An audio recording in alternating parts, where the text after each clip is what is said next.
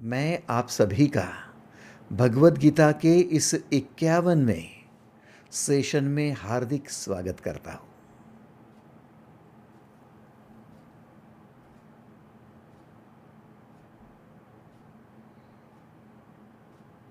सांख्य योग, कर्म योग, कर्म संन्यास योग और अब अभ्यास करने जा रहे हो आत्म संयम योग का। आत्म संयम इस शब्द में सब कुछ समाया है। आपका आत्मा पर प्रकाश देना भी है और संयम में बरतना भी है,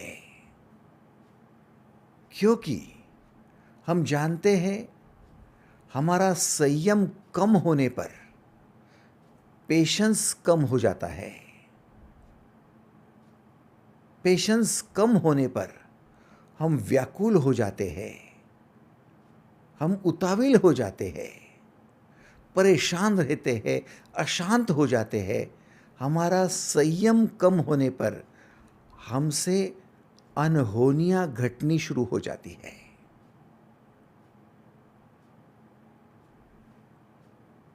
हमें बचपन से सिखाया गया, श्रद्धा भी रखो और सबूरी भी रखो, थोड़ा संयम से काम लो। संयम में ही समझदारी है। अब ना हमें संयम पता है और न ही हम सबूरी को जानते हैं। कई संत कहते आए हैं, जब जब जो होगा अच्छा ही होगा, क्योंकि अब तक जो होकर आया है वो अच्छा ही हुआ है। अब भी जो हो रहा है वो भी अच्छा ही हो रहा है और आगे जो होगा वो भी अच्छा ही होगा। दरअसल हम जीवन की ओर देखते हैं तो हमें आश्चर्य होता है कि जो हुआ अच्छा तो कुछ हुआ नहीं, जो हो रहा है वो भी तो अटपटा सा हो रहा है और भविष्य की तो इतनी चिंताएं सता रही है कि क्या होगा क्या मालूम। कहीं हम अपने जीवन को सही दिशा में देख तो नहीं रहे, कहीं हम अपने जीवन को उलझा हुआ तो देख नहीं रहे। एक्चुअली क्या है ये योग हमें सिखाएगा। जीवन का सत्य क्या है और हम जीवन को किस एंगल से देख रहे हैं, हमारी गलती कहाँ हो रही है और हमें अपनी गलती को सुधार कर सही दिशा कैसे लेनी है, ये योग सिखाएगा। ये योग है आत्म संयम योग। अब आत्म संयम योग किस लिए? यात्रा पर निकले हो इसलिए। यदि आपकी कार या आपकी व्हीकल पार्किंग स्लॉट में खड़ी है, रास्ते के किनारे पर खड़ी है, तो फिर आपको अधिक संयम की आवश्यकता नहीं पड़ती। लेकिन यदि रास्ते पर निकल पड़े, आपने ट्रैक पकड़ लिया, अब निकले हो यहां से वहां तक, नागपुर से मुंबई तक, यात्रा शुरू हो गई है, तो ट्रैफिक होगी ही होगी, भीड़ होगी ही होगी, उबड़ खाबड़ रास्ते होगे ही होगे। कहीं पर पथ है तो कहीं पर गड्ढे हैं, कई जगह मोड़ हो गए, कहीं बाई और कहीं दाई ओर, कहीं उचान होगी तो कहीं ढलान होगी। भाई साहब, ये तो यात्रा है। इस यात्रा में आपको सभी प्रकार की अनुभव आने वाले हैं, कई प्रकार की चैलेंजेस आने वाली है। अब यदि आप यात्रा में संयम नहीं बरतोगे तो आपका एक्सीडेंट होना निश्चित है। यात्रा है तो मंगल के लिए, मंगल यात्रा। यात्रा है तो आनंद के लिए, आनंद यात्रा। यात्रा है तो पूर्णत्व के लिए, पूर्णत्व की यात्रा। लेकिन कहीं एक्सीडेंट हो जाए तो अपघातग्रस्त मनुष्य कहलाओगे, एक्सीडेंटल पर्सन। और आपके जीवन में ये न हो, इसलिए आपको ये योग आवश्यक है, आत्म संयम योग। संयम बरतो ताकि यात्रा विफल ना हो जाए। सफल यात्रा के लिए केवल यात्रा की कामना करना, प्रभु हमारी यात्रा सफल हो, ऐसे हाथ जोड़कर प्रार्थना करना बिल्कुल भी पूर्णत्व नहीं है, बिल्कुल भी नहीं। ये तो एक छोटी सी कवायद मात्र है कि आप यात्रा पर निकले हो और कोई आपको शुभेच्छा दे रहा है, मंगल कामना कर रहा है कि आपकी यात्रा सुखद हो, सफल हो। बड़े बड़े होर्डिंग लगे हुए हैं, आप भी भगवान को प्रार्थना कर रहे हैं, दोनों हाथ जोड़कर पूजन कर रहे हैं कि गणपति, हे लक्ष्मी, बस हमारी यात्रा सफल हो, जैसे निकले हैं वैसे आए, सुरक्षित। नहीं, ये छोटी सी कवायद मात्र है, इससे काम नहीं चलेगा। काम किससे चलेगा? यात्रा के पूर्णत्व के लिए आत्म संयम से काम चलेगा। अनजाने प्रदेश लगेंगे, अनजाने लोग लगेंगे, नहीं पता है, ऐसी परिस्थितियों का सामना करना पड़ेगा। कंफर्ट जोन को छोड़कर चैलेंजिंग जोन में जा रहे हो, अपरिचितों में जा रहे हो, स्ट्रेंजर्स के साथ बातें करनी है, उनके साथ रहना है, खाना पीना करना है। आपके प्रदेश में आपको जो सुहाता है वो भोजन मिलेगा नहीं मिलेगा क्या मालूम, गॉड नोस। अब आपको आवश्यकता पड़ेगी संयम की, इसलिए आत्म संयम योग। क्या आप तैयार हो परमेश्वर से परमात्मा तक की यात्रा करने के लिए? आत्म संयम बरतना अनिवार्य है, आवश्यक है। क्या आप तैयार हो इस योग को जानने के लिए, समझने के लिए? एक बार सहमति दर्शाओ। थैंक यू, धन्यवाद। संयम की बात करने जा रहे हैं तो फिर आपको ये भी पता है कि अब हमें संयम सीखना होगा। सिखाएगा कौन? भगवत गीता। गीता का ज्ञान सिखाएगा कौन? भगवान श्री कृष्ण। आओ, अब सबसे बड़ी, सबसे महत्वपूर्ण बात जहां हमें बढ़ना है, वो बात है हमारी ऊर्जा। संयम क्यों? आत्म संयम ही क्यों? क्योंकि आत्मा का मतलब है ऊर्जा के उच्च स्तर पर पहुंचने की सफर। आत्मा का मतलब है ऊर्जा के उच्च स्तर पर पहुंचने की सफर, यात्रा। आप छोटे से एक बच्चे के रूप में जन्मे, छोटी सी ऊर्जा, जैसे कोई चिंगारी होती है, छोटी सी होती है, और फिर ये चिंगारी धीरे धीरे धीरे धीरे बड़ी बड़ी आग का रूप धारण करती है। इतनी बड़ी अग्नि। आपका जब जन्म हुआ था तब क्या आप सभी अन्न का पाचन कर पाते थे? नहीं, बस मां का दूध जो आपके पाचन के लिए ठीक था, उतनी ही क्षमता मात्र आपकी थी। इतना ही नहीं, मां कुछ अनाप शनाप खा लेवे तब आपका पेट दुखता था, क्योंकि वो भी पाचन करने की आपकी क्षमता थी नहीं। धीरे धीरे धीरे आप अन्य चीजें भी ग्रहण करने में सक्षम हो गए। क्यों हुए होंगे? क्योंकि आपकी ऊर्जा का उच्च स्तर आपने प्राप्त किया होगा। स्वाभाविक बात है, जितनी ऊर्जा बढ़ने लगती है उतनी आपकी क्षमता विकसित होती है। एग्रीड और नॉट? क्या आप मानते हो? और जितनी ऊर्जा का स्तर घसर जाता है, कम हो जाता है, ऊर्जा क्षीण हो जाती है, ऊर्जा का व्यय होता है, उतने आप बीमार पड़ते हो, रोगों से ग्रस्त होते हो। एग्रीड? ऊर्जा का स्तर बढ़ने से आपकी क्षमता बढ़ती है, ऊर्जा का स्तर कम होने से आपकी क्षमता कम होती है। अब धीरे धीरे आप बचपन में खेलने लगे, कूदने लगे, ऊर्जा बढ़ने लगी। जैसे जैसे ऊर्जा बढ़ने लगी वैसे वैसे आपकी अन्न की पाचन करने की क्षमता बढ़ने लगी।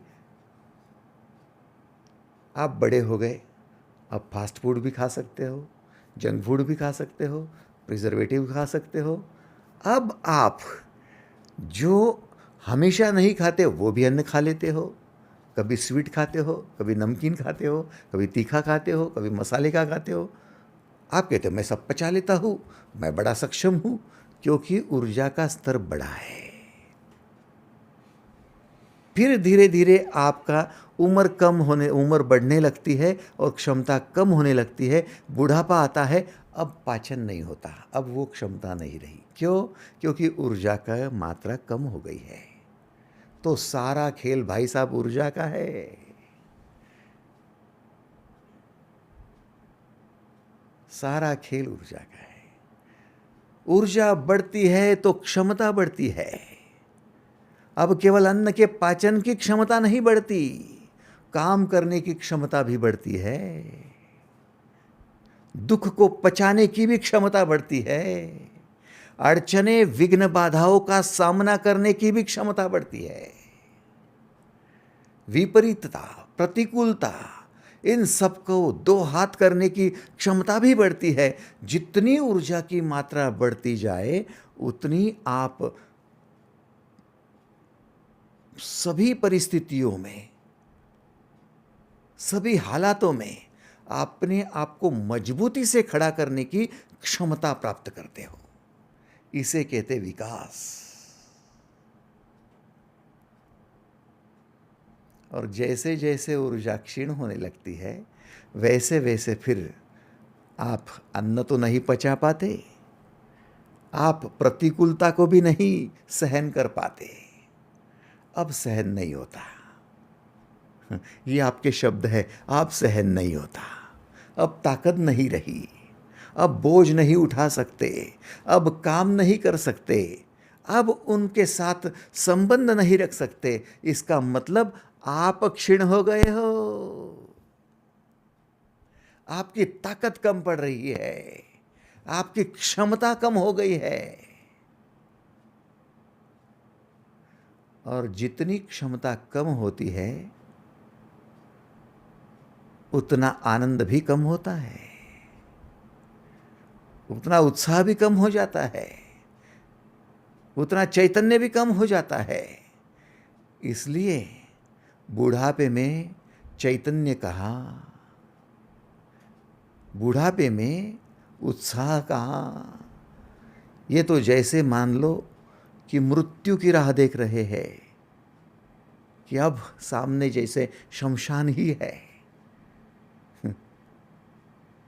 लेकिन कुछ लोग होते हैं, जो लोग अपनी ऊर्जा के उच्च स्तर पर पहुंचने के लिए हमेशा के लिए प्लान करते रहते हैं, ऊर्जा की उच्च अवस्था में पहुंचने के लिए हमेशा के लिए प्रयत्न करते रहते हैं, कोशिश करते रहते हैं, वे लोग आत्म प्रधान लोग होते हैं। क्योंकि आपकी आत्मा ऊर्जा के एक स्तर से और उच्च स्तर पर जाने की यात्रा है, आत्मा की यात्रा है। इसलिए तो मनुष्य की मृत्यु हो जाती है तो मृत्यु के पश्चात सब लोग कहते हैं इनकी आत्मा को सद्गति मिले। समझ रहे हो? जो आत्मा कुंठित हो गई थी, जो आत्मा अब दब गई थी, ऊर्जा क्षीण हो गई थी, अब मृत्यु के पश्चात उसे मुक्ति मिल जाए, उस आत्मा को, ऊर्जा को और उच्च स्तर पर जाने की गति मिल जाए, सद्गति मिल जाए। अब हमारा प्रश्न है, क्या मृत्यु के बाद ही सद्गति या मृत्यु के पहले सद्गति? देखो, आपको यदि उचित लग रहा है तो आप इस सद्गति शब्द के नीचे अंडरलाइन कर सकते हो कि सद्गति कब? मृत्यु के पश्चात मैं मर जाऊं और मेरे पीछे रहे हुए मेरे बच्चे या मेरे परिजन मेरे लिए कार्ड छापे, या फिर बाकी लोग कंडोलेंस में कहे कि इनको सद्गति मिले, वो आपको अच्छा लगता है, या फिर मृत्यु से पहले ही मेरी सद्गति हो जाए, ये अच्छा लग रहा है? यदि आप मुझसे सहमत हो और आपको लगता है कि नहीं, कल करे सो आज कर, आज करे सो अब, सद्गति ही चाहिए, तो मृत्यु के बाद क्यों, अब क्यों नहीं? और यदि अभी से सद्गति प्राप्त करना चाहते हो, अपनी आत्मा को सद्गति मिले ऐसे चाहते हो, तो घोषणा कर दो, इसी क्षण से सद्गति के लिए मैं अपनी आत्म प्रधान होने को या फिर आत्म संयम योग को प्राप्त होने को तैयार हूँ, क्योंकि जितना संयम अधिक उतनी आत्मा की सद्गति अधिक।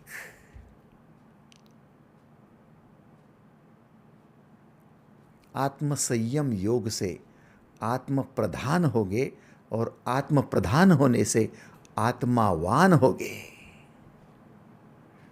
ऊर्जावान होगे, शक्तिमान होगे। तो आओ, ऊर्जा को हम यदि उच्च स्तर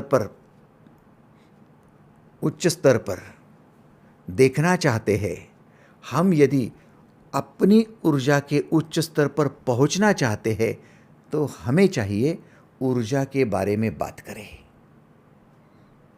अब ऊर्जा के बारे में बात करने के लिए हम प्रवेश करते हैं गीता के 6 अध्याय के पहले श्लोक में। भगवत गीता खोलो, अध्याय 6, श्लोक पहला।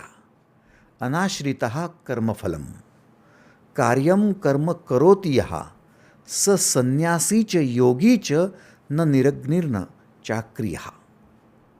अर्थात जो व्यक्ति कर्मफल का आश्रय ना लेकर,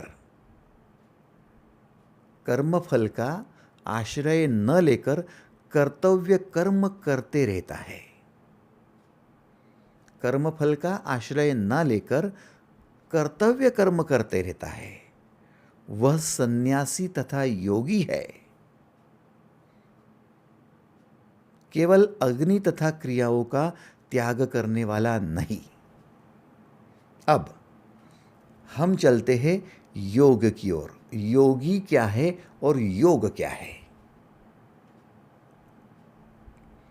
सबसे पहले योग की परिभाषा को समझो। योग क्या है? सब समय, सबके साथ और सभी परिस्थिति में ऐश्वर्यवान बने रहना। देखो, डेफिनेशन अच्छी लगी क्या? सभी समय, सबके साथ और सभी परिस्थितियों में ऐश्वर्यवान बने रहना, इसे कहते योग।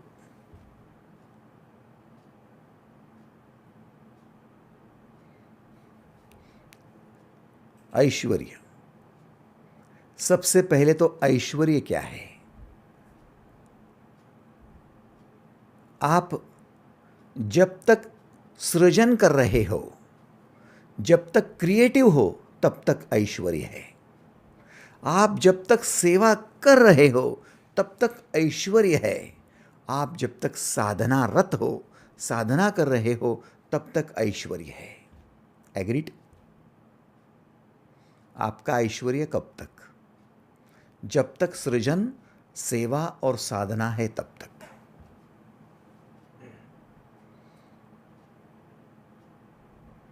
क्योंकि इन्हीं बातों से आपका आनंद है, इनसे ही आपका चैतन्य है, इनसे ही आपका आनंद है, इनसे ही आपके जीवन की उन्नति है, विकास है। इससे ही आप अपने आप को व्यापक बना सकते हो। सृजन करो, व्यापक बनो। सेवा करो, व्यापक बनो। साधना करो, व्यापक बनो।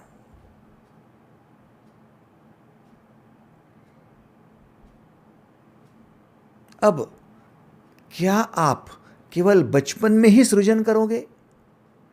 केवल जवानी में ही, उम्र के 58 साल तक ही सेवा जोड़ेंगे?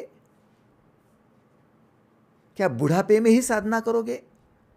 कितना आश्चर्य है।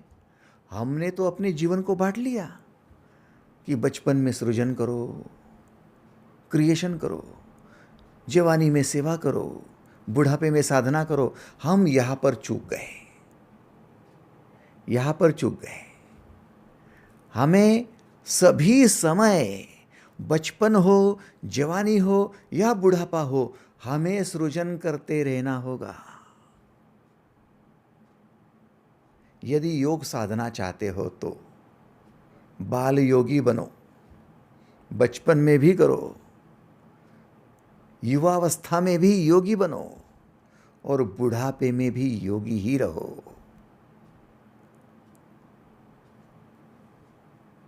आपको सृजन हर समय करना होगा, जवानी में भी, बुढ़ापे में भी। उम्र के 58वें साल में आप सेवानिवृत्त की घोषणा करना, अपने योग से परावृत्त होना है। सृजन भी करो, सेवा भी करो और साधना भी करो। बोले अभी अभी तो हमारे बच्चे हैं, छोटे छोटे बच्चे, उनको कहा योग साधने को बोलते हो, उनको कहा ध्यान करने को बोलते हो। भाई साहब, क्या लगता है आपको बुढ़ापे में साधना करनी है? बुढ़ापे में अंतर्मुख होना है? क्यों बचपन में नहीं? ध्यान में रखो, जब तक आप अंतर्मुख नहीं होंगे, आपकी ऊर्जा का संवर्धन नहीं होगा, आपकी ऊर्जा का व्यय होता रहेगा, खर्चा होती रहेंगी। और जब तक ऊर्जा खर्चा होती रहेगी, तब तक ऊर्जा क्षीण होती रहेगी। और ऊर्जा क्षीण होगी तो क्षमता कम होगी, क्षमता कम हो गई तो ऐश्वर्य कहाँ से, सृजन कहाँ से, सेवा कहाँ से करोगे? हमारी ऊर्जा क्षीण हो जाती है, कम होती है, इसलिए लोगों की सेवा हम लेते हैं। ऊर्जा जिसकी ज़्यादा होती है वो लोगों की सेवा करता है, न कि लेता है। आप समझ रहे हो? लोगों से सेवा लेना, बहू से सेवा लेना, बेटा बड़ा हो गया है उससे सेवा लेना, पोते से सेवा लेना, पड़ोसी से सेवा लेना, नौकर चाकर लोगों से सेवा लेना, ये लेने की जो बात है वो आपको दरिद्र समझा रही है। वो आपको बता रही है कि आप लाचार हो, आप अपाहिज हो, आप ऊर्जा क्षीण किए हुए रोगी हो। ऊर्जा लेने की जरूरत पड़ रही, आपको सेवा लेने की जरूरत पड़ रही है। सभी समय आप सेवा कर पाए, साधना कर पाए और सृजन कर पाए, ये है योग। क्या आप सभी समय योग साधने को तैयार है? यदि है तो फिर एक बार सहमति दर्शा दो। धन्यवाद, थैंक यू। हम जीवन के अंतिम क्षण तक योग साधेंगे, ऐश्वर्यवान रहेंगे। चलो, समय की बात हो गई। अब दूसरी बात, समय के साथ में आगे चलते हैं। सभी समय सबके साथ, सबके साथ।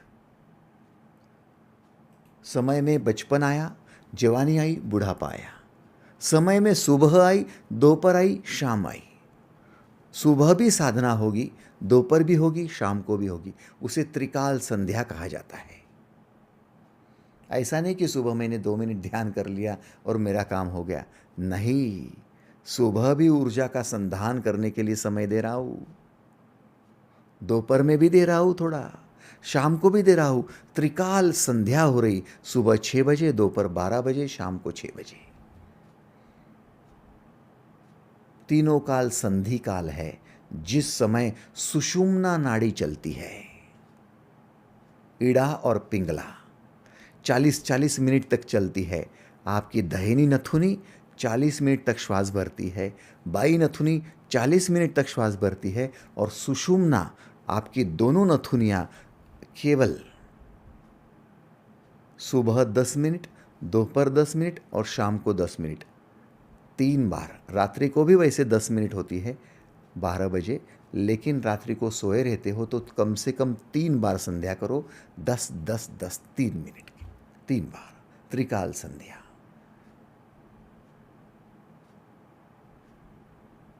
आप थोड़ा ध्यान दो। तीनों बार यदि थोड़ी साधना करते हो, ओम श्री परमात्मने नमः, थोड़ा ध्यान भ्रुकुटी में करके अपनी ऊर्जा का स्तर बढ़ाने के लिए शांत होते हो, प्राणापान को सम कर लेते हो गई साधना। बढ़े आगे। सेवा, सुबह सेवा कर ली, दोपहर में सेवा कर ली, शाम को सेवा कर ली, तीनों समय सेवा हो गई। सृजन के लिए स्पेशली समय दे दिया, सुबह का समय है, दोपहर का है, शाम का है। नहीं, शाम का समय तो मेरा रिलैक्स होने का होता है, टीवी देखना है मुझे। दोपहर के समय में तो मुझे फ़ोन लगाने हैं, मेरी देवरानी को फ़ोन लगाना है, ननन को फ़ोन लगाना है, मुझे फ़ोन की बहुत याद आती है। फिर सृजन कब होता है? कभी कभार समय मिला तो सुबह कर लेती हूँ, एक आधा घंटे के लिए। कभी कभार तो 4-4 दिन तो टाइम ही नहीं मिलता। हमारे पास टाइम की कमी है, समय की कमी है, क्योंकि हम सृजन, सेवा और साधना, इन 3 मुख्य अंग को भूलकर बाकी सब करते हैं। तो समय के पाबंद रहे, योग साधना है इसलिए। नंबर 1। नंबर 2, जैसे सभी समय आप सृजन, सेवा और साधना करते रहे, वैसे सभी लोगों के साथ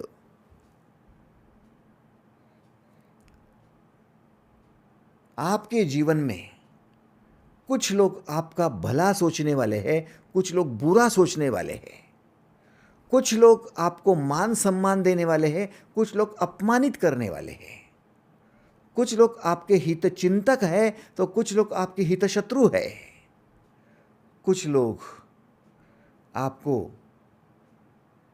प्रगति की ओर ले जाने को है तो कुछ लोग आपके पैर खींचने वाले हैं। आपको सभी प्रकार के लोग मिलेंगे, लेकिन जब जब आपके लिए गलत प्रकार के लोग आएंगे, जो पैर खींचने वाले हैं, अपमान करने वाले हैं, आपको परेशान करने वाले हैं, इन लोगों के बीच में रहकर भी आपको सृजन बरकरार बनाए रखना होगा। यह है योग। आपकी सेवा चालू रखनी होगी, यह है योग। आपकी साधना बनाए रखनी है, यह है योग।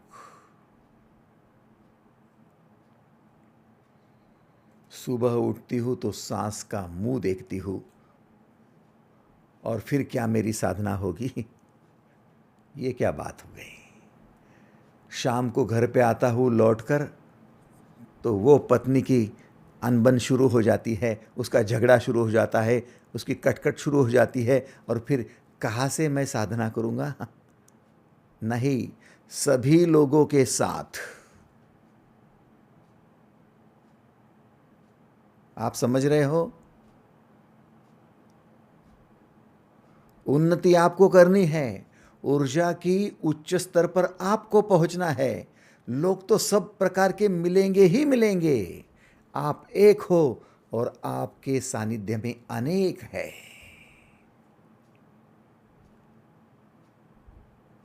अनेक है। आप कहेंगे इससे तो मैं जंगल में चला जाता हूं। भगवान श्री कहते हैं अग्नि तथा क्रियाओं का त्याग करने वाला नहीं। जो अग्नि और क्रियाओं का त्याग करेगा वो योगी नहीं बनेगा। जो संसार को छोड़ देगा, जो अनबन करने वाली पत्नी को छोड़ देगा, जो परेशान करने वाले पति को छोड़ देंगी, जो बार बार अपमान करने वाले वो बॉस को छोड़ देंगे। आप समझ लो, ऐसे लोगों को योग नहीं मिलेगा। योगी कौन? सभी के साथ में रहकर, चाहे अपमान करे चाहे सम्मान करे, चाहे प्रगति की ओर हमें ले जाए चाहे फिर हमारे पैर खींचे, किसी भी प्रकार का व्यक्ति हो, हमें अपनी सेवा, साधना और सृजन जारी रखना होगा। सभी समय सबके साथ।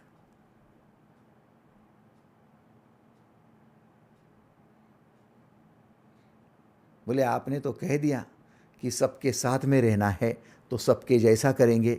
कोई शराब पी रहा है दोस्त तो उसके साथ में, तो फिर उसके साथ शराब करेंगे। नहीं, आपका परिजन कोई शराबी क्यों न हो, आपका पति शराबी क्यों न हो, आपको शराब नहीं पीनी है उसके साथ।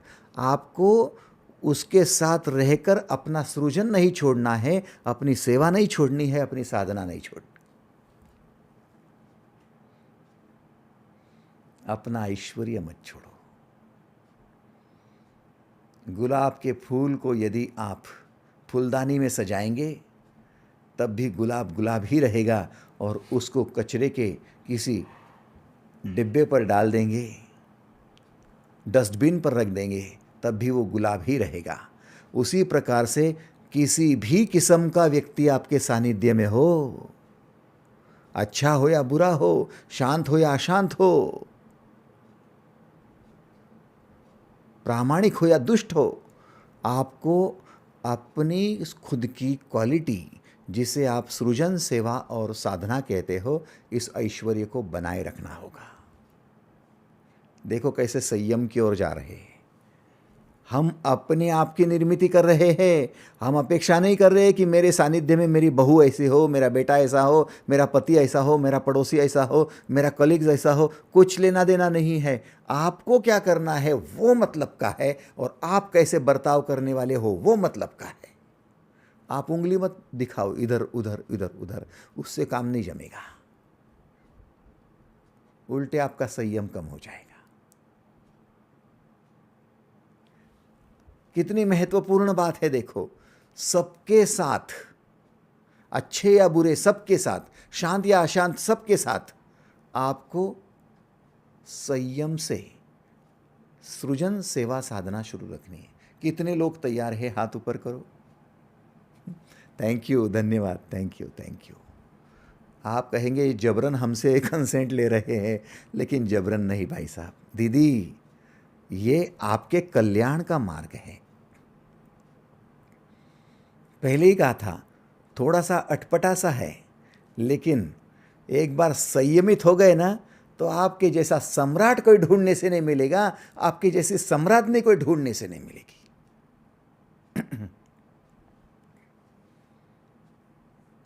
सभी समय, सबके साथ और सभी परिस्थितियों में ऐश्वर्य को बनाए रखने वाला। सभी परिस्थितियां कौन सी? ऐसा जरूरी नहीं कि आपके लिए सब अनुकूल परिस्थिति होंगी। आप बहुत प्रामाणिक हो, ईमानदार हो, इसलिए आपकी परिस्थिति अनुकूल ही बनी रहेंगी। नहीं, प्रतिकूल परिस्थिति भी आएंगी। परिस्थितियां आती रहेंगी। आप सबको प्रेम कर रहे हो, दान दक्षिणा दे रहे हो, सबके कल्याण की बात सोच रहे हो, इसलिए हमेशा सब आपके मन जैसा होता रहेगा? नहीं, परिस्थितियां बदलती रहेंगी। बदलने का नाम परिस्थिति है। सुबह टिकती नहीं, दोपहर टिकती नहीं, शाम टिकती नहीं, तो अनुकूल परिस्थिति कहाँ से टिकने वाली है? प्रतिकूलता तो आएगी ही आएगी, सबके जीवन में आएगी। राम के भी जीवन में आई, कृष्ण के जीवन में भी आई, बुद्ध महावीर के भी जीवन में आई, यीशु पैगंबर के जीवन में आई। हम अलग थोड़ी है। भगवान मेरी क्या परीक्षा ले रहा है, इतना अच्छा काम करूं तब भी ये परिस्थिति आती है, तब भी ये विपरीत परिस्थिति आती है जिसमें दुख ही दुख है, परेशानी ही परेशानी है। बुढ़ापे में ये दिन कि बच्चे चले गए और मुझे इस बुढ़ापे में काम करना पड़ रहा है, ये परिस्थिति मैंने क्या बुरा किया था? नहीं, तेरा तो कल्याण हो रहा है कि बच्चों के आसक्ति में न अटक कर तू बुढ़ापे में भी सेवा करने की तैयारी कर रहा है। तू परमात्मा के पास है। आप समझ रहे हो? आप समझ रहे हो या नहीं? ये बहुत अहम बात है कि आपको आसक्ति से मुक्ति मिल रही है और आप अपनी उच्चतम ऊर्जा की ओर बढ़ रहे हो। किसी भी परिस्थिति में, अनुकूल हो या प्रतिकूल हो, आपके लाभ हो रहा है या फिर हानि हो रही है, परिस्थिति कुछ भी हो सकती है। किसने कहा कि आप ईमानदार हो इसलिए बिजनेस में लॉस नहीं होगा? किसने कहा कि रिसेशन का आपको सामना नहीं करना पड़ेगा? किसने कहा कि आप ईमानदार हो इसलिए आपका ग्राहक आपको ठगेगा नहीं? किसने कहा कि आप ईमानदार हो इसलिए आपके पास बिजनेस में डेड स्टॉक नहीं पड़ा रहेगा? कुछ भी हो सकता है भाई साहब। परिस्थिति है, कभी अनुकूल होगी, कभी प्रतिकूल होगी, कभी लाभ होगा, कभी हानि होगी, ये सब कुछ हो सकता है। आपको चाहिए कि परिस्थिति कैसी भी हो, मैं मेरे सृजन को, मैं मेरी साधना को, मैं मेरी सेवा को बरकरार बनाए रखूंगा।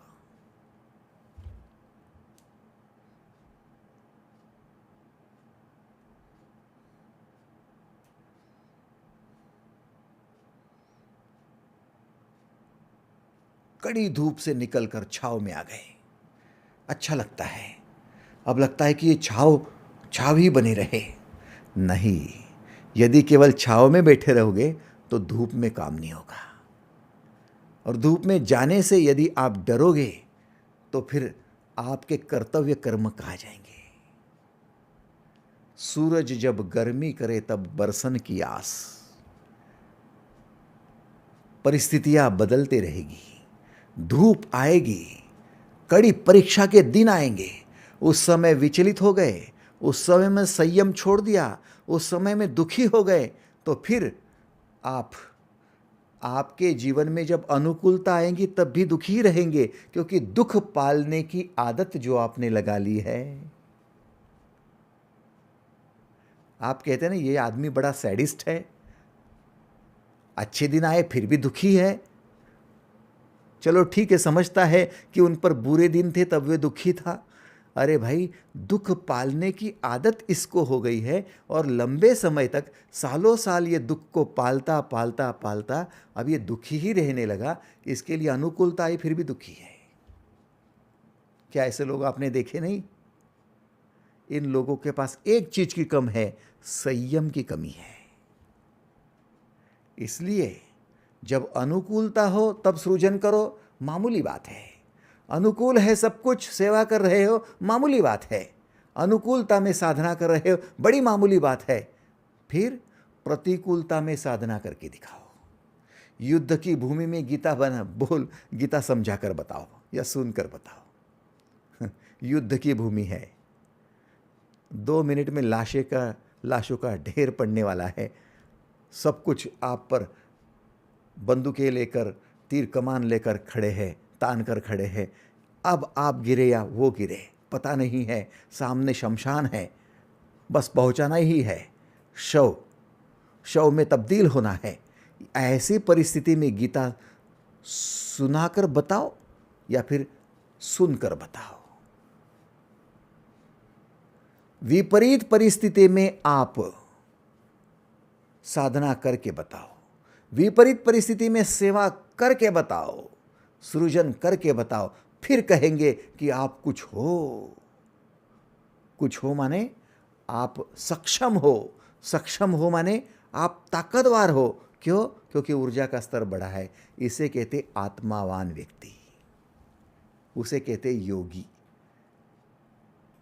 सभी समय, सबके साथ और सभी परिस्थितियों में ऐश्वर्य को बनाए रखने वाला व्यक्ति योगी कहलाता है।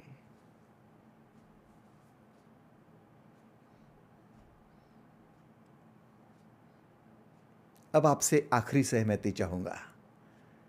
क्या आप सभी परिस्थितियों में, कितनी भी आपके लिए प्रतिकूल परिस्थितियां आए, कितनी भी हानि हो रही है, कितनी भी हानि, आप अपनी साधना, सेवा और सृजन बनाए रखने के लिए तैयार हो? यदि हो तो एक बार सहमति दर्शाओ। थैंक यू, धन्यवाद। अब आप योगी बन सकते हो, योगिनी बन सकते हो।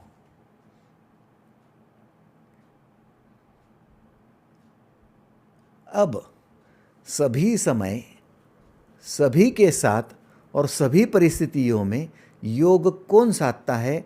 तो सबसे पहला आया है अनाश्रितः कर्मफलम, जो कर्मफल का आश्रय नहीं लेता। कार्यम कर्म करोति यः, जो अपनी कर्तव्य कर्म में ही बरतता है।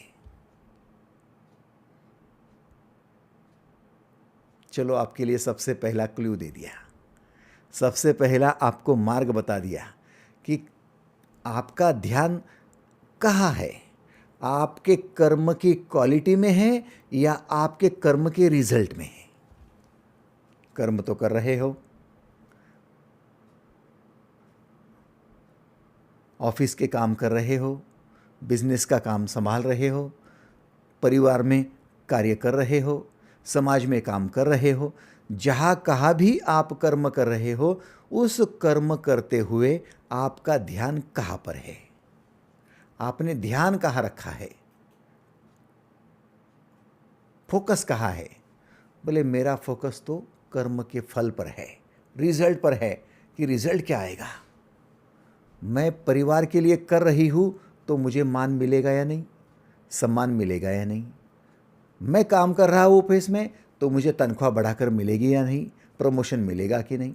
आपका ध्यान रिजल्ट पर है, और रिजल्ट पर जिनका ध्यान जाता है वे लोग सभी के साथ, सभी समय, सभी परिस्थिति में अपना ऐश्वर्य नहीं टिका सकते। रिजल्ट आप समझ रहे हो? ढूंढो आपको, क्या आप रिजल्ट ओरिएंटेड हो या फिर आप क्वालिटी ओरिएंटेड हो? क्वालिटी ओरिएंटेड कौन होता है? मैं जो कार्य कर रहा हूं, परिस्थिति विपरीत आए तब भी मैं गुड से बेटर, बेटर से बेस्ट, बेस्ट से दी बेस्ट की ओर सफर कर रहा हूं या नहीं। मेरे काम का दर्जा सुधर रहा है या नहीं। बेटा मेरी माने या न माने, मैं बेटे की परवरिश में गुड से बेटर माँ, बेटर से बेस्ट माँ और बेस्ट से दी बेस्ट माँ बन रही हूँ या नहीं।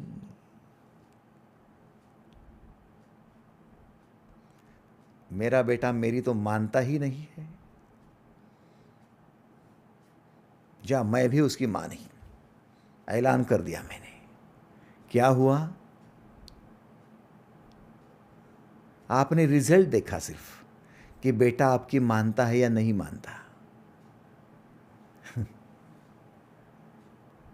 आप अपनी कर्तव्य कर्म में ही ध्यान दो, उसकी क्वालिटी बढ़ाओ, आप रिजल्ट में ध्यान मत दो।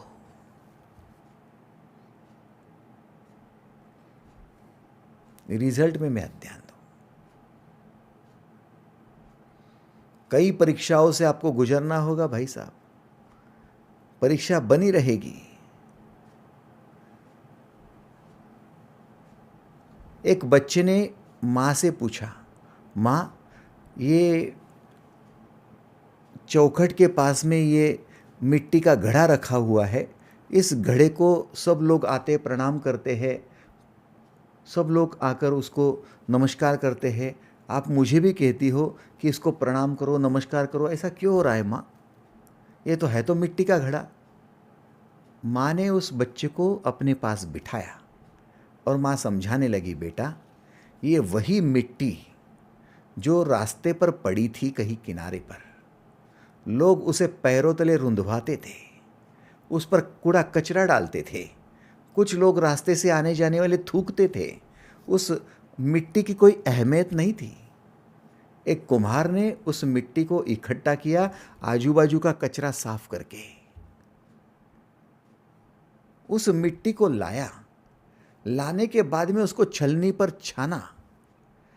जब छलनी पर यह मिट्टी छानी जा रही थी तब उसको कितने घाव लग रहे होंगे, छलने में वो झूल रही होंगी, कितनी परेशान होती होंगी। तुझे खड़े खड़े मैं यदि हिलाती रहूं ऐसे ऐसे ऐसे घंटा 2 घंटे तो कितना परेशान हो जाएगा बच्चा। वो मिट्टी को देख कितनी तकलीफ हुई होगी। बच्चा कल्पना विश्व में चला गया। हाँ माँ, सचमुच उसको कितना छाना होगा, कितनी हिलाया होगा। बेटा उसके बाद में उस मिट्टी को उस कुम्हार ने जो छानी थी सिलेक्ट की गई, उस सिलेक्शन की गई अच्छी अच्छी मिट्टी को उसने उसमें पानी डाला। उसने देखा नहीं कि ठंड है या नहीं, धूप है या नहीं, बस पानी डाल दिया। मिट्टी इसका सहन करना देख। अब पानी डाल तो दिया लेकिन कुम्हार उस पर खड़ा हो गया और उस मिट्टी को पैरों तले रुंधवाने लगा, उस पर नाचने लगा। सोचो उस मिट्टी के हाल क्या होंगे। बच्चा फिर कल्पना करने लगा, हाँ माँ उसको तो बड़ी यातना होती होंगी। बोले नहीं, वो मिट्टी यातना सहन कर रही थी। अब रौंदने के बाद में वो जो मिट्टी है उसको उसने चक्कर पर डाला, कुम्हार का चक्कर, और चक्र को गोल घुमा दिया। वो मिट्टी को चक्कर आने लगे। आने दे, फिर भी उस कुम्हार ने उसको हाथ लगाकर उसको घड़ा बनाने का, आकार देने का काम शुरू कर दिया। तो एक हाथ से तो सहला रहा था, दूसरे हाथ से थप्पड़ मार रहा था। घड़ा तो बन गया। अब घड़ा बनने के बाद में अभी तो परीक्षा खत्म हो जाए, नहीं, उस कुम्हार ने उसको अग्नि के भट्टी में डाल दिया। अब जो घड़े फूट गए वो घड़े बाजू में रखे गए। उस अग्नि का ताप सहन करके जो घड़ा सिलेक्ट हुआ वही घड़ा बाहर आया। अब तो कम से कम परीक्षा खत्म हो जाए। कुम्हार उसको बैलगाड़ी पर डालकर सीधा मार्केट ले गया। उसको धक्के धक्के लग रहे थे, उसमें से जो घड़े फूट गए वो भी बाजू में गए। परीक्षा चल रही है, उसमें से जो बचा वो सिलेक्ट हुआ, मार्केट में रखा गया तो जो आता था उसको ये कुम्हार बजा कर दिखाता था पत्थर से, टन टन टन टन। लोगों की तो केवल लेने देने की बात हो रही थी, लेकिन घड़े को कितने घाव सहन करने पड़ रहे थे। बेटा कल्पना करने लगा, हाँ माँ सही बात है।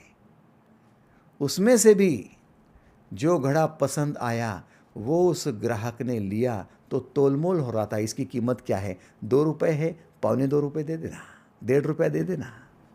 उसे पता नहीं कि ये घड़े की कितनी परीक्षाएं हुई है, लेकिन उसकी फिर भी कीमत हो रही है। सोचो हम ऐसी बोली यदि हमारी लगने लगे तो हम अपने आप को कितना कोसेंगे कि हमारी मेहनत को नहीं देखा जा रहा है, हमारी कीमत कर रहे हैं। यही है माँ की कीमत, यही है भाई की कीमत, यही है बहन की कीमत, पत्नी की यही कीमत है क्या?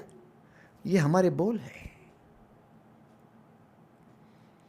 बेटा जब ग्राहक ने तुझे सिलेक्ट किया, इस मिट्टी के घड़े को सिलेक्ट किया, अब वो घड़ा घड़ा नहीं रहा। सिलेक्ट करने के बाद में बड़ी हिफाजत के साथ लेकर आया, उसे धोया, उसे चावल के दानों पर रखा। अब उसका नाम घड़ा नहीं रहा, अब उसका नाम कलश बन गया, पूजा का कलश। अब उसे कोई ठोकर नहीं मारेगा, कोई पैर नहीं, कोई रुंधेगा नहीं, कोई उसकी तरफ कुदृष्टि से नहीं देखेगा, सब प्रणाम करेंगे। तू कहता है ये तो मिट्टी का घड़ा है, नहीं, ये अनेक परीक्षाओं से आया हुआ कलश है। अपनी क्षमता को इसने सिद्ध किया हुआ है। बेटा तभी जाकर हमारे जीवन में कुछ विशेष होता है, जब हम सभी परीक्षाओं में पास होते हैं। तो भाई साहब, आप यदि अपनी कर्म की, कर्तव्य कर्म की क्वालिटी की तरफ ध्यान दें कि मैं गुड से बेटर कैसे, बेटर से बेस्ट कैसे और बेस्ट से दी बेस्ट कैसे बनूं, तभी काम होगा। लेकिन आपका ध्यान यदि कर्मफल की ओर होगा कि मुझे क्या मिल रहा है, मान मिल रहा है, पैसा मिल रहा है, धन मिल रहा है, संपत्ति मिल रही है, पद मिल रहा है, प्रतिष्ठा हो रही है, ये सब देखेंगे तो कुछ नहीं होगा, आप सिलेक्ट नहीं होंगे। आप दी बेस्ट हो सभी के साथ, सभी परिस्थितियों में, सब समय आपका सृजन, सेवा और साधना बनी रहे। आप योगी कहलाओगे, योगिनी कहलाओगे। अन्यथा एक घड़े के भांति हो आप। शमशान में जब ले जाया जाता है, आपका शव जब अग्नि के लिए चिता पर लेटा होता है, तब आपका ही बच्चा जो फेरे मारता है एक घड़े को लेकर, और बाद में घड़ा लुढ़का देता है, फूट जाता है, और लोग कहते देखो आपका जीवन एक घड़े के भांति था, अब आया, अब गया, फूट गया।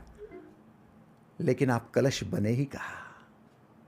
काश की कलश बनते, और काश की आपकी समाधि होती, नहीं मृत्यु होती, और काश की आपके जीवन में हमेशा पूजनीय अवस्था प्राप्त होती। आपके अपने ही आपको मिट्टी का घड़ा समझ ले, नहीं, दूर दूर तक आपका जिसका संबंध भी नहीं रहा, खून का भी नहीं रहा, जिसने आपको नहीं देखा ना आपने देखा, वे भी आपको पूजनीय अवस्था में देखे। जैसे कृष्ण, महावीर, यीशु हजारों साल पहले आकर चले गए, लेकिन आज भी सबके लिए पूजनीय है। वे घड़ा नहीं, कलश है। क्यों? आत्मसंयम है।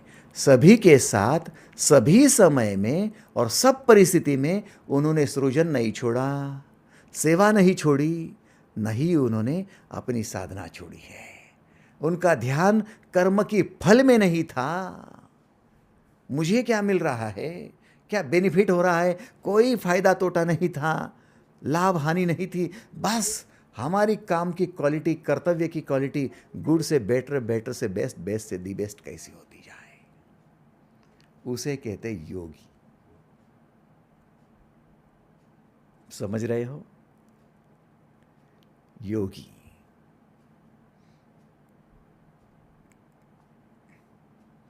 अब ये जो योगी होता है, ये हमें लगता है कि बड़ा त्यागी है। कई लोगों को लगता है कि हम यदि क्रियाओं का त्याग कर देंगे तो योगी कहलाएंगे। मेरे पास फेरारी है और मैंने त्याग कर दी, मैं योगी बन गया। मर्सिडीज है, मैंने त्याग कर दी, ये ले जाओ, कुछ नहीं, हम पैदल चलेंगे, पैदल चलेंगे। किसने कहा योगी बनेंगे? किसने कहा?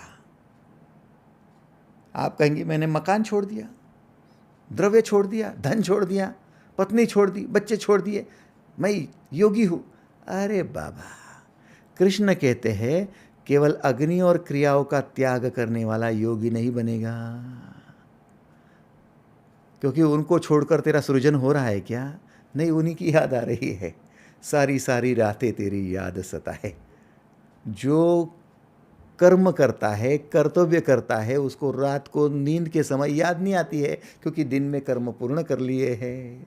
लेकिन जो अपने कर्तव्य पूर्ण नहीं करता, उसको नींद की जगह याद आती है कि मैंने नहीं किया। माँ बाप, सास ससुर हयात है तब सेवा नहीं की, मरने के बाद याद आ रही है। सोचो तो। ऑफिस के टाइम में सुबह 10 बजे से शाम तक 6 बजे तक सृजन करने का, सेवा करने का मौका मिला, तब नहीं किया, तब कुछ नहीं किया। अब रात को नींद आने की जगह मैंने आज ये काम किया होता तो आज उसको प्रमोशन मिला, आते आते मैंने सुना मुझे मिला था। सारी सारी रातें तेरी याद सताए। क्या बात है! जिसको जिसको रात्रि में याद आती है और नींद खराब होती है, क्या वो योगी बनेगा? क्या नौकरी छोड़ने से योगी बनोगे? वस्त्र छोड़ने से योगी बनोगे? मकान दुकान छोड़ने से योगी बनोगे? इम्पॉसिबल है। मूर्खता मत करो, उल्टे विक्षिप्त हो जाओगे। जितने लोगों ने धन छोड़ा है, वस्त्र छोड़े हैं, पत्नी को छोड़ा है, वे लोग योगी तो नहीं बने, विक्षिप्त जरूर बने हैं। विक्षिप्त जरूर बने। विक्षिप्तता कैसी? हमने छोड़ा है, हम त्यागी है, हम महात्मा है। ये बाकी लोग अरे संसार में अटके हुए हैं। ये अहंकार या तो आ जाता है कि हम बड़े त्यागी है, या फिर दूसरा, हमने तो छोड़ दिया, अब हमारे पास कुछ नहीं रहा, ये देखो कैसे मस्त घूम रहे हैं। अब उनका धन देखकर, उनकी पत्नी देखकर, उनका ऐशो आराम का जीवन देखकर अब हमें पश्चाताप होता है, लेकिन बताएंगे कैसे? अब वापस आ जाएंगे तो लोग कहेंगे, हाँ तू तो बड़ा योगी बनने जा रहा था, बड़ा त्यागी बनने जा रहा था, आ गया वापस। हाँ, धन तो छोड़ दिया फिर कमाने लगा, पद तो छोड़ दिया फिर कमाने लगा। क्या बात है! या तो पश्चाताप की अग्नि में झुलसते रहते हो, या तो अहंकार में। भाई साहब, ये परमात्मा है, ये ब्रह्मांड है। आपके लिए सभी बातें उसने आपके लिए प्रस्तुत की हुई है।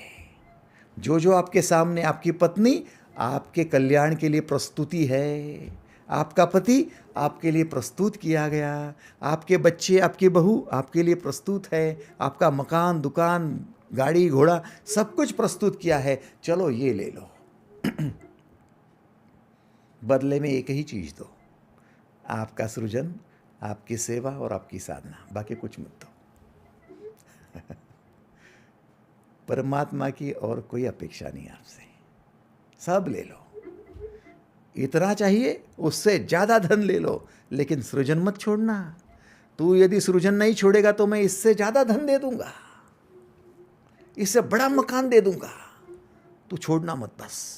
तू सेवा मत छोड़ना, इससे ज़्यादा पद प्रतिष्ठा दे दूंगा। इतना मान सम्मान की तुझे लगे बाप रे बस हो गया ना, इतना सम्मान क्यों देते हो, उससे भी ज़्यादा दे दूंगा। तू सेवा मत छोड़ना, तू साधना मत छोड़ना, सारी दुनिया तेरे चरणों में झुक जाएंगी। तू साधना मत छोड़ना। क्या गलती है? क्या परमात्मा गलती कर रहे हैं? क्या परमेश्वर गलती कर रहे हैं? हमारी ही गलती है कि हम अपने ऐश्वर्य को छोड़कर बिना काम की बातें करने में लगे हुए हैं। या तो हम रिजल्ट में ध्यान देते हैं कि मुझे क्या मिल रहा है, या तो फिर त्याग हम गलत चीज़ों का करने जाते हैं। पत्नी का त्याग, बच्चों का त्याग, पैसे का त्याग, धन का त्याग, मकान का त्याग, वस्त्रों का त्याग।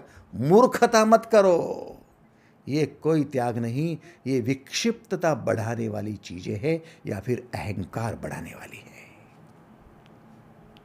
आप समझ रहे हो?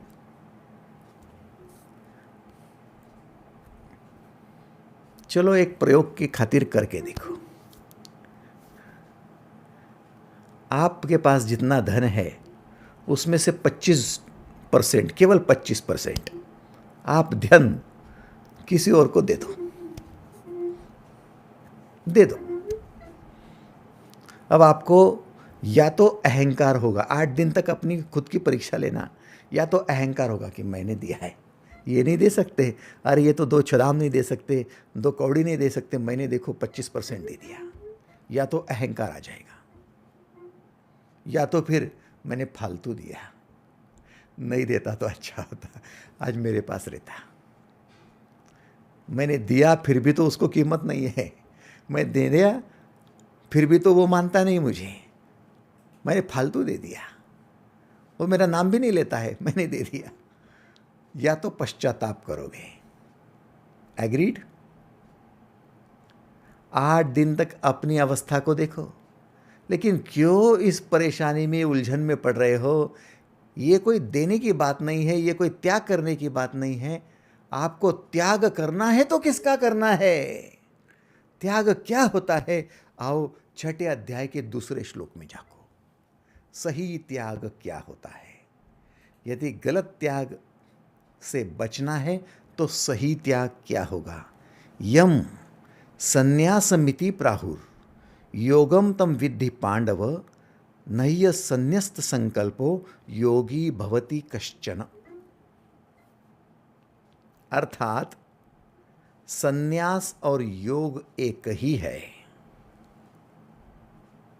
क्योंकि संकल्पों का त्याग न करने वाला कोई भी व्यक्ति योगी नहीं हो सकता। अर्थात संकल्पों का त्याग ही केवल त्याग है, बाकी कोई भी त्याग नहीं है।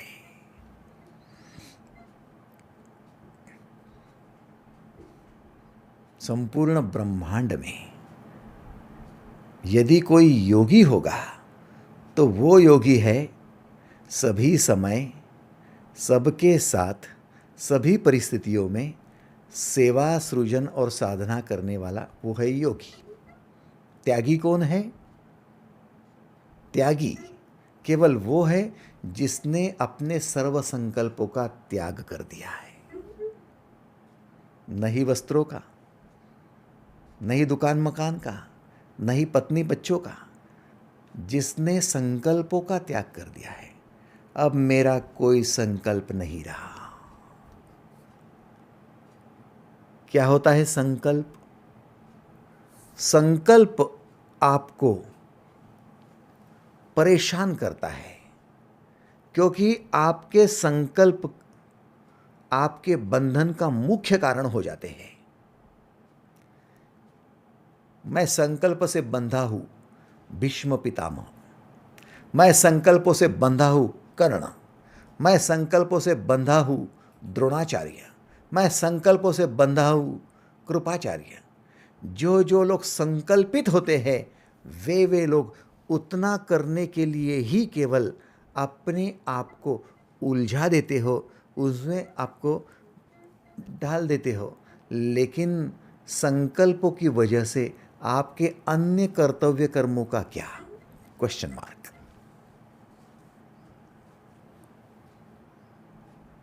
आपने संकल्प कर लिया कि मैं मैदान में केवल क्रिकेट खेलूंगा, तो बाकी तेरे कर्तव्यों का क्या होगा बेटा? पढ़ाई कौन करेगा? पत्नी की तरफ ध्यान कौन देगा? बच्चों की तरफ ध्यान कौन देगा? क्या वो सब हमने करना है? माँ का क्वेश्चन जायज है। समझ लो आप एक संकल्प से विशेष मात्रा में उसी क्षेत्र में प्रगति जरूर करेंगे, लेकिन बाकी कर्तव्यों का क्या? कई लोग कहते हैं मेरा करियर ही मेरा संकल्प है, मैं करियर के सामने किसी को नहीं मानता, मैं मेरी पत्नी को भी डिवोर्स दे दूंगा। अच्छी बात है बाबा, तो फिर शादी नहीं करना था।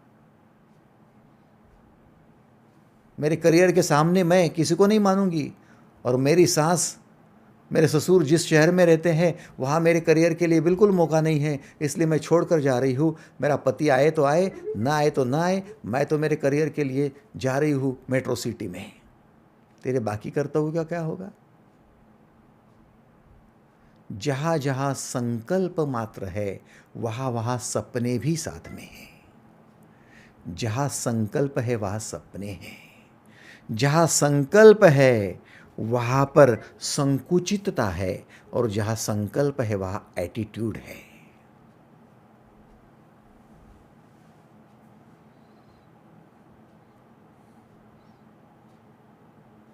आप समझ रहे हो? लेकिन जो संकल्प नहीं करता है वो जब जब जो जो कर्तव्य है तब तब वो कर्तव्य भली भांति निभाता है।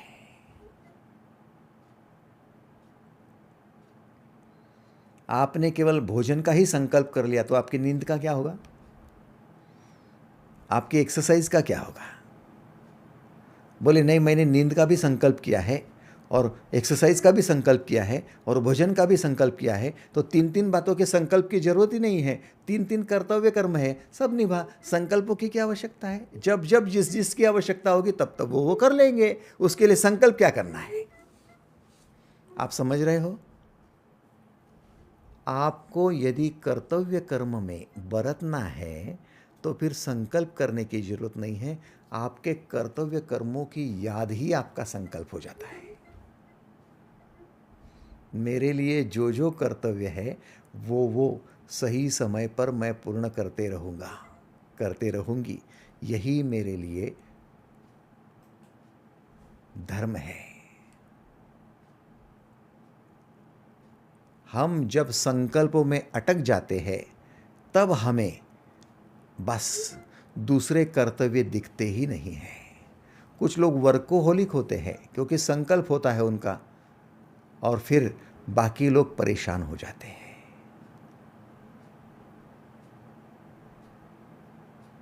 क्या आप समझ रहे हो?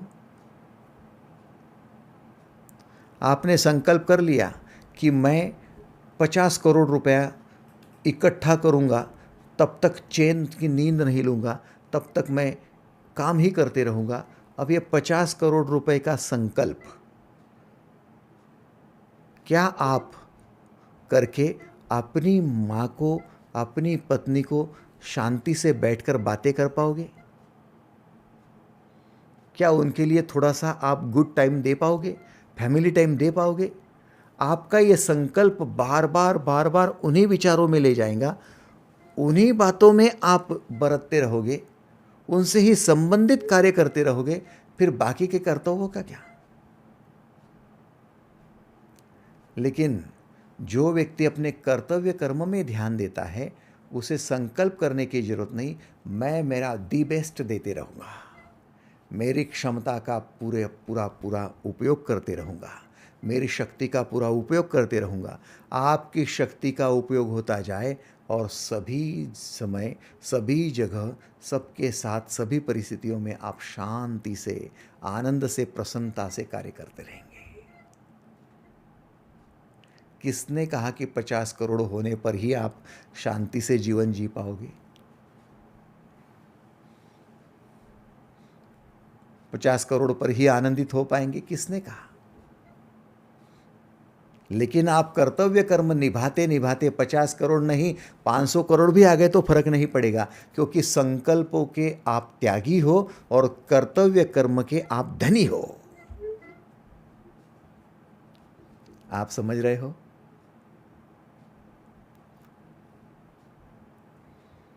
रतन टाटा का कोई संकल्प नहीं था कि मैं फिर से एयर इंडिया को प्राप्त कर लूंगा। ये हमारी ही कंपनी थी, सरकार ने ले ली थी। अब मेरा संकल्प है कि जब तक वापस नहीं लेता हूँ तब तक चैन से नहीं बैठूंगा। कोई संकल्प नहीं था, अपने कर्तव्य कर्म करते रहे करते रहे करते रहे। एक दिन आया कि उनके पास वो कंपनी आ गई। 10 कंपनियां होंगी ऐसी। कोई संकल्प नहीं करना पड़ता भाई साहब। आप अपने कर्तव्य कर्म में बरतते रहो, आप अपनी क्वालिटी को सुधारते रहो, good better best the best करते रहो। आप अपने स्वयं के कर्मों को, कर्तव्यों को अहम महत्व देते रहो। आप योगी बन जाओगे, क्योंकि आपको ध्यान 3 ही बातों की तरफ देना है: सृजन, सेवा और साधना, संकल्प की तरफ नहीं।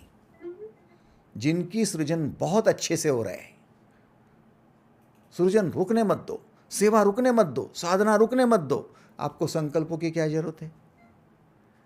संकल्प तो उन्हीं को करना पड़ता है जिनका सृजन ठीक नहीं होता। अब मैं ये करूंगा। अब तू कर ही रहा है तो क्या? अब मुझे एकदम सीधी बात बता दो, आप में से कितने लोगों ने ये संकल्प किया कि सुबह से शाम तक मैं 5 लाख श्वास लूंगा? 25 लाख श्वास आज मैं लेने वाला हूं। कितने लोगों ने संकल्प किया? कोई जरूरत ही नहीं है। श्वास अपने आप चल रही है, आपकी श्वास भीतर आ रही, बाहर जा रही है, वो यूज्ड टू हो रहा है, वो आपके लिए प्राकृतिक बन गया है। वैसे ही आप अपने कर्तव्य कर्म, माने 3 ही कर्तव्य तो है: सृजन, सेवा और साधना। इन कर्तव्यों को इतना आप प्राकृतिक बना लो कि ये होते ही रहेगा, तो फिर आपको संकल्पों की जरूरत नहीं। सृजन होगा तो अपने आप आएगा, कोई संकल्प की आवश्यकता नहीं। सेवा होगी तो अपने आप तैयार हो जाएगा, कोई संकल्प की आवश्यकता नहीं। साधना होगी तब भी। संकल्प ये दर्शाता है कि आप सेवा में या तो कमी हो या तो फिर साधना में कम हो या तो सृजन में कम हो। जो कम होता है वही संकल्प करता है, और जो पूर्ण उपयोग करता है उसको संकल्प नहीं करना पड़ता है, वो यूज़ करने में, उपयोगिता में ध्यान देता है। क्या आपको स्वीकार है?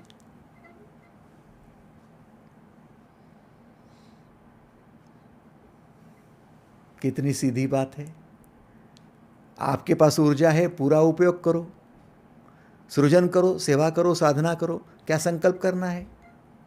नहीं, मैं उसका उपयोग नहीं करता हूँ, फिर तू संकल्प कर ले, चल तेरे लिए है वो, लेकिन तू योगी नहीं बनेगा, तू सन्यासी नहीं कहलाएगा।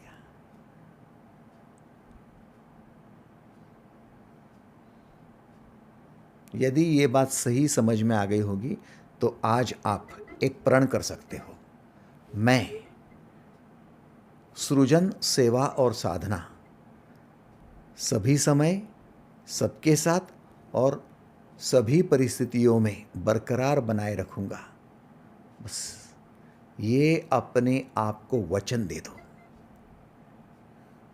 आपको अब कोई इसके अलावा संकल्प करने की जरूरत नहीं है।